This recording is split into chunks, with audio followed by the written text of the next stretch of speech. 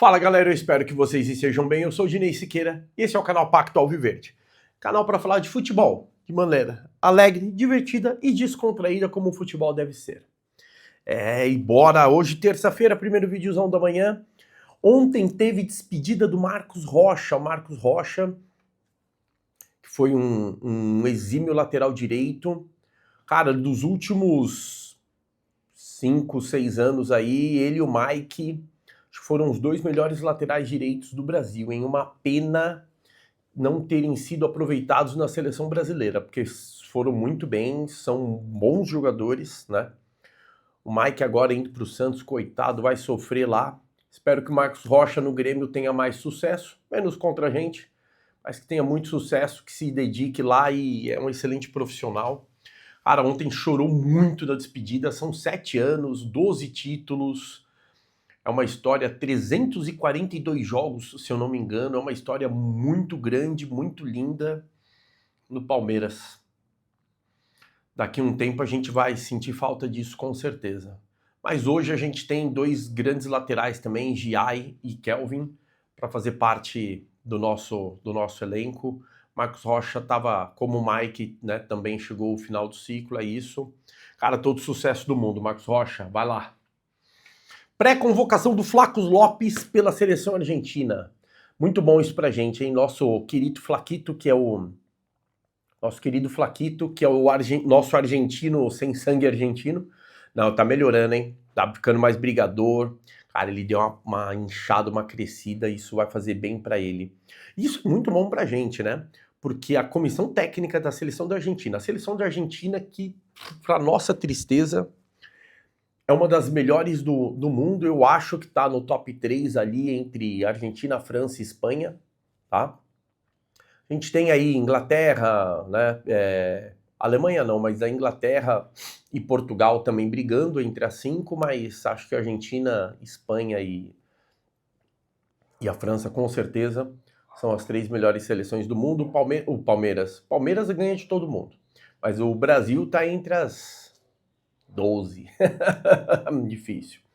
Bom, Flaco Lopes sendo pré-convocado para a seleção mostra que a seleção, que a comissão técnica da seleção, tem olhado bastante para o Flaco e que enxerga ele com potencial. Isso é bom para a gente, porque o Flaco ir para a seleção amadurece ainda mais ele, torna ele um melhor jogador e também valoriza muito, né? O Flaco, que recebeu recentemente uma proposta e que tem recebido sondagens e propostas, né? Hoje vale ali por volta dos 20, 22, é o que o Palmeiras diz que abriria a negociação. Cara, ele sendo convocado, participando de alguns minutos da seleção argentina, 30, 35 milhões para cima. Então pra gente é muito bom, muito bom, muito bom, tá? E aí, apresentação do Carlos Miguel e do Jeff Té, tá? Carlos Miguel chegou no Palmeiras, fez os exames médicos, assinou o contrato, tá tudo certo, ele só vai ser apresentado, né? E a apresentação deve acontecer, se não ainda no dia de hoje, acho que não, deve ser apresentado amanhã ou quinta, tá? Hoje é terça. A informação que eu tenho é que estão aguardando o Jeff Té chegar, fazer os exames médicos e assinar contrato para que os dois sejam apresentados juntos, justamente para abafar essa coisa da imprensa ficar perguntando sobre Corinthians para o Carlos Miguel e essa coisa do Jeff Té, né, o hate que ele sofreu da torcida do Rangers lá na Escócia, né? Cara, a torcida comemorou muito a saída dele, hein? Isso daí tá meio estranho. Isso daí tá meio estranho. Bom, vai vir para ser o segundo lateral esquerdo, né? Mas Carlos Miguel e Jeff Té devem ser apresentados aí ainda essa semana, tá? Oficialmente, pela presidente Leila Pereira no Palmeiras, é isso. E aí, vamos falar de uma outra notícia bem legal que aconteceu ontem. Cara, o Mourinho deu uma entrevista, eu vou pegar um trecho da entrevista e vou colocar aqui no vídeo. Para mim, o Mourinho foi um dos maiores técnicos ao lado do Pep Guardiola ali, e ele agora tá em outro nível, né? O Guardiola acho que ainda é um dos Guardiola, o Klopp entrou nessa também, o Ancelotti também, né? Ali entre os 4, 5 melhores do mundo, mas acho que o Mourinho agora desce um pouquinho, mas ainda é muito bom, tá? Ainda tem muito para entregar. O José Mourinho é muito top. E aí ele fala sobre o Abel, né? Fala muito bem sobre o Abel, fala que normalmente os técnicos, que bons técnicos portugueses passaram pelo Brasil, mas que todos eles passaram, ganharam e fugiram, e o Abel evita a fuga. Ele fala isso, que o Abel evitou a fuga e permanece no Brasil em altíssimo nível, né? Então o Abel, quando teve a chance de sair, quando ganhou ali títulos, tal, ele teve a chance de sair para sair por cima. O que ele fez? Ele ficou, ele permaneceu, e o José Mourinho fala muito bem sobre isso, tá? Fala muito bem disso, e isso é muito bom. Bom, vamos lá, eu vou deixar um trechinho da entrevista aqui, vamos reagir. Sua relação com Portugal é muito forte e bem bonita. E em relação aos treinadores portugueses que atuam hoje no Brasil, se tornou um mercado atraente, né? O mercado brasileiro para treinadores. A gente viu, por exemplo, uma ótima campanha em 2019, o Jorge Jesus no Flamengo. A gente acompanha diariamente o trabalho do Abel Ferreira no Palmeiras, que já faz um belíssimo trabalho há 5 anos. Inclusive, o Abel já citou que você é uma grande referência para ele. Você se sente referência desses técnicos que atuam nessa nova geração? Não sinto. Obviamente que vejo e sigo com enorme satisfação as coisas que eles fazem no Brasil. Acho que o Abel é obviamente a grande referência, não só pelo que ganhou. Outros também ganharam, o Jesus, o Arthur Jorge também ganharam a Libertadores, por exemplo, mas o Abel ganha a Libertadores, ganha a Brasileirão, está 1, 2, 3, 4, 5 anos e faz uma coisa que é difícil de fazer, que normalmente os treinadores não fazem, que é depois de ganhar muito, é a hora de fugir. Viu como ele fala que todos os treinadores fazem? Depois de ganhar muito, é hora de fugir. E é exatamente isso. O Abel não fez isso, o Abel permaneceu. Ele optou permanecer depois de ter ganho muito. E ele não tem fugido, tem sempre continuado numa equipa que obviamente terá condições fantásticas, percebe-se também a empatia entre ele e a senhora Presidente, mas acabam sempre por vender jogadores e depois formam outros e depois encontram outras soluções. Tem sido realmente uma carreira brilhante. E é muito difícil treinar uma equipe brasileira, existe muita pressão, porque sai técnico, entra técnico, como você bem disse no começo da entrevista, sobre a relação da mídia em relação aos técnicos também, a gente fala, coloca bastante expectativas nos trabalhos.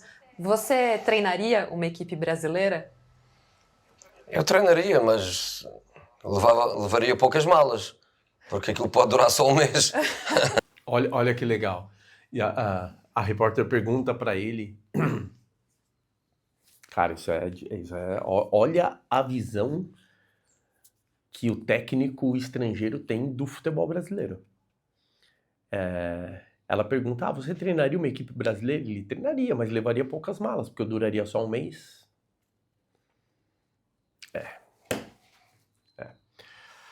Créditos da entrevista ao canal Sportnet, tá?